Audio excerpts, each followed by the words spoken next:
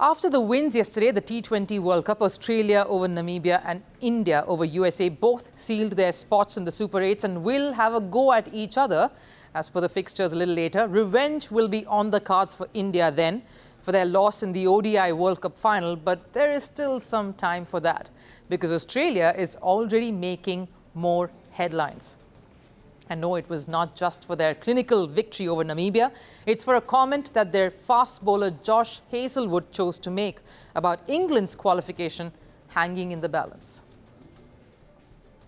They're probably one of the best few teams on their day, and we have had some real struggles against them in T20 cricket. So if we can get them out of the tournament, that's in our best interest, as well as probably everyone else. Hazelwood joking about throwing away the match against Scotland. Now look, there are many ways to taunt, tease and engage in war of words to get under an opponent's skin. And let's be honest, Australia are champions when it comes to this. They are great at foreplay with words rather than fair play. Okay, maybe I'm a bit harsh here, and yes, Hazelwood was making a tongue-in-cheek comment there, but most definitely one that was not too wise. So why is this game between Australia and Scotland set to take place on Saturday this weekend so crucial for England? England's qualification rests on this result. Now, they don't just have to win their own remaining matches, that's against Oman and Namibia, but also improve their net run rate, so win big, and hope that Australia beat Scotland by a massive margin. Even a close finish between Australia and Scotland might affect England's chances of making it. That is a tall ask, but one that's not entirely impossible.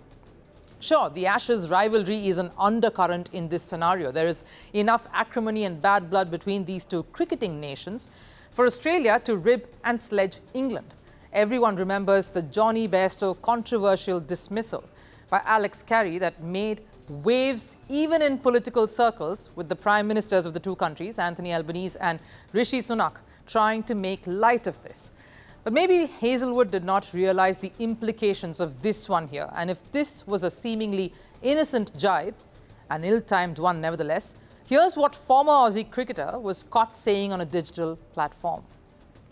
What Australia should do is to send its players on holiday for the last game and let Scotland win it, and England can pack their bags. They can field George Bailey, Andrew McDonald and Brad Hogg. I joke, but I am semi-serious at times.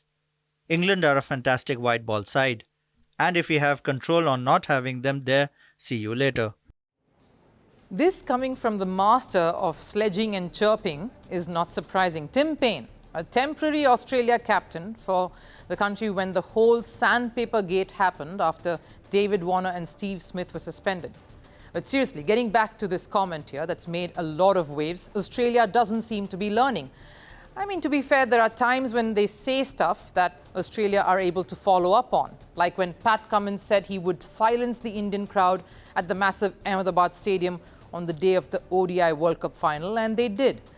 But I think this time they've taken it a touch too far because a statement has ripple effects, it has consequences and more scrutiny on its players. Because if ICC feels that Australia have manipulated the game in any way, they would risk losing their skipper, Mitchell Marsh, for up to 2 of their 3 Super 8 fixtures. If a team is found manipulating the game, such as deliberately losing a group match in an ICC event just to affect the standings of other teams in the same group, the captain will be held responsible and he'll have to pay. That just won't do. Now, the coach of the England team, Matthew Mott, came out saying, though Hazelwood may not have meant what he said truly, Mott did admit it was not the wisest cracks to make. And at this point, Australia and arrogance, both on and off the field, is quite a recurrent theme. They'll be hoping their fortunes play the same tunes as their pre-game wordplay. Because, dear Australia, there is a while from this point here to a title win.